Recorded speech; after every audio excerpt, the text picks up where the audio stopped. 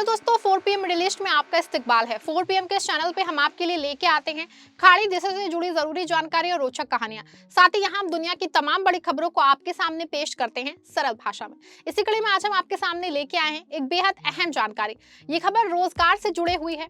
Saudi अरब ने हाल ही में एक बड़ा फैसला लिया है जो विदेशी कामगारों यानी कि प्रवासियों के लिए बहुत फायदेमंद साबित हो सकता है।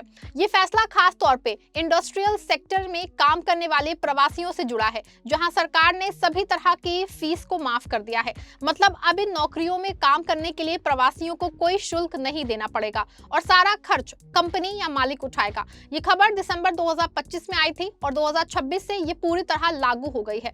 पहले सऊदी में विदेशी कामगारों के लिए इकामा फी या वर्क परमिट की जैसी चीजें थी जो हर साल एम्प्लॉयर को देनी पड़ती थी, लेकिन अब इंडस्ट्रियल फैक्ट्रीज में ये फी पूरी तरह से खत्म हो गई है। इससे कंपनियां आसानी से विदेशी कामगारों को हायर कर सकेंगी और कामगारों को भी बिना किसी बोझ के नौकरी मिल सकेगी। ये फैसला सऊदी के क्राउन प्रिंस मोहम्मद बिन सलमान की अगुवाई में कैबिनेट ने लिया है और इसका मकसद सऊदी की अर्थव्यवस्था को मजबूत बनाना है, खास के तेल से अलग इंडस्ट्री को बढ़ावा देना।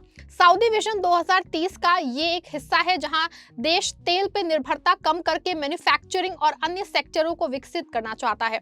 अब चलिए इस बारे में विस्तार से समझते हैं कि ये फैसला क्या है, क्यों लिया गया और किस पे लागू होता है, इसके फायदे क्या क्या है। तो चलिए सबसे पहले इसके बैकग्राउंड को समझते हैं। सऊदी अरब में विदेशी कामगारों की संख्या बहुत ज्यादा है क्योंकि देश की अर्थव्यवस्था में निर्माण, इंडस्ट्री और सर्विस सेक्टर में लाखों प्रवासी काम करते हैं। पहले 2017 में सऊदी सरकार ने एक्सपेट्रिएट्स लेवी नाम की एक फी शुरू की थी जो हर विदेशी कामगार के लिए एम्प्लॉयर को मासिक या सालाना देनी पड़ती थी।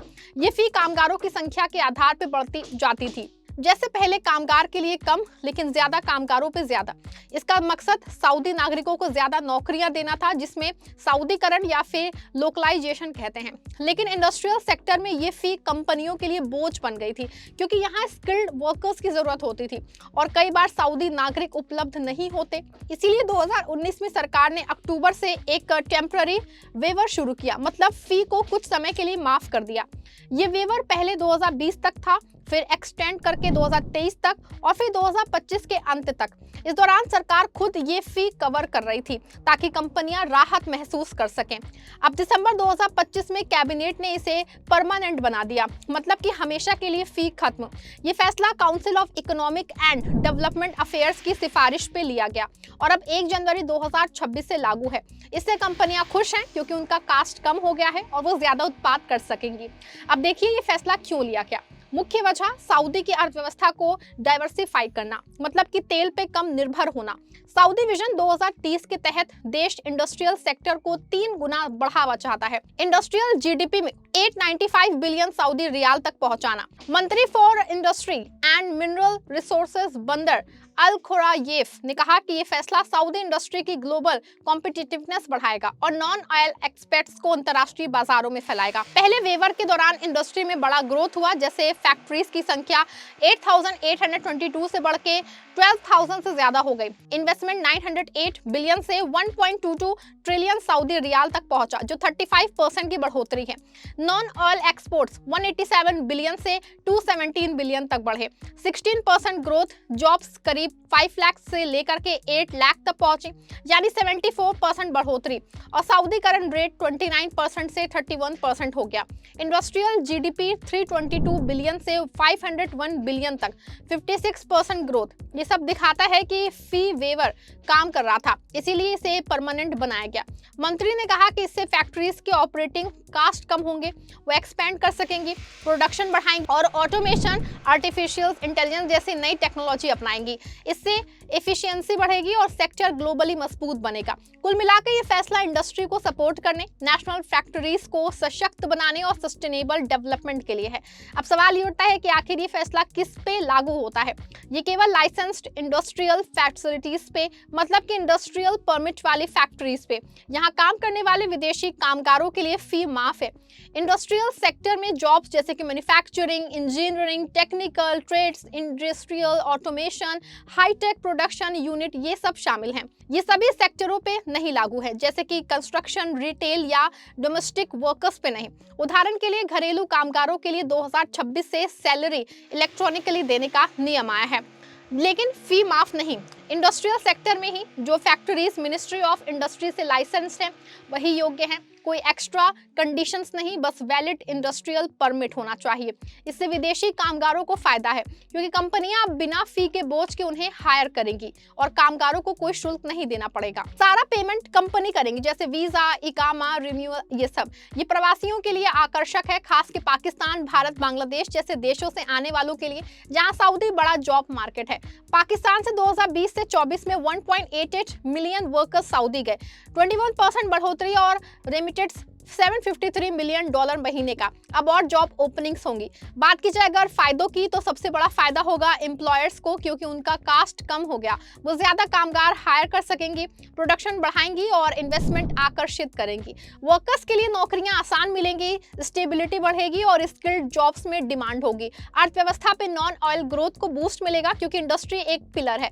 पहले वेवर से ग्रोथ देखी गई, अब परमानेंट से और तेजी आएगी। इससे सऊदी ग्लोबल मैन्युफैक्चरिंग हब बनेगा, एक्सपोर्ट्स बढ़ेंगे और हाई वैल्यू जॉब्स क्रिएट होंगी। सऊदी नागरिकों के लिए भी फायदा क्योंकि लोकलाइजेशन जारी रहेगा, लेकिन इंडस्ट्री ग्रोथ से ज्यादा अपॉर्चुनिटीज मिलेंगी। कुल मिला के यहाँ एक स्मार्ट मूव है दोस्तों, जो सभी को फायदा पहुंचाएगा। वहीं फ्यूचर की बात करूं तो 2026 से ये लागू होने से इंडस्ट्रियल सेक्टर्स में बूम आएगा। कंपनियां ऑटोमेशन अपनाएंगी जो लो स्किल जॉब कम करेगा लेकिन हाई स्किल जॉब्स बढ़ाएगा। विदेशी कामगारों को ट्रेनिंग की जरूरत होगी ताकि वो AI एडवांस मैन्युफैक्चरिंग में फिट हो। सऊदी अंतर्राष्ट्रीय इन्वेस्टर्स को आकर्षित करेगा क्योंकि कास्ट कम होने से रिटर्न ज्यादा। विजन 2030 के तहत ये सेक्टर को लीडिंग ग्लोबल पावर बनाएगा।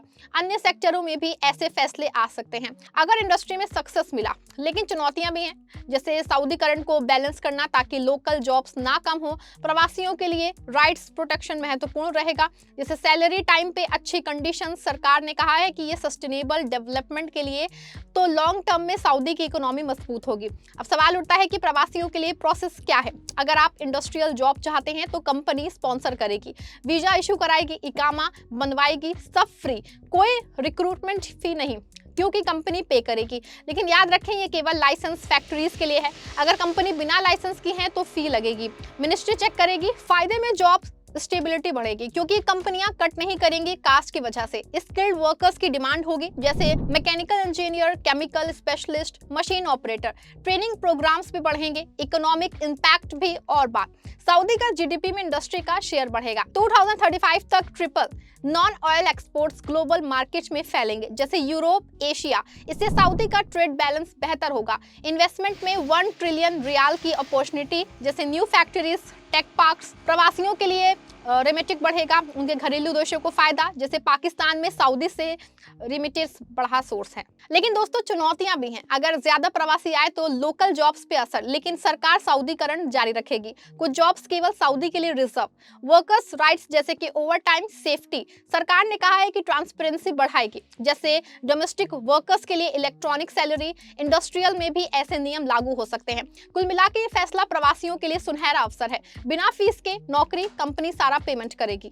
दोस्तों ये फैसला अन्य देशों के लिए भी उदाहरण है, जैसे पाकिस्तान से वर्कर्स ज्यादा आएंगे, रेमिटेंस बढ़ेगा तो उनकी इकोनॉमी को सपोर्ट करेगा। भारत से भी इंजीनियर्स, टेक्नीशियन सऊदी की ओर रुख करेंगे। कुल मिला के ये एक पॉजिटिव स्पेस है जो प्रवासियों को बिना शुल्क के नौकरी देगा और कंपनी सारा खर्च उठाएगी। अगर आप इंडस्ट्रियल जॉब ढूंढ रहे हैं तो सऊदी की मिनिस्ट्री ऑफ इंडस्ट्री की वेबसाइट चेक करें या रिक्रूटमेंट एजेंसियां संपर्क करें। ये बदलाव 2026 में नई उम्मीद लेके आया है।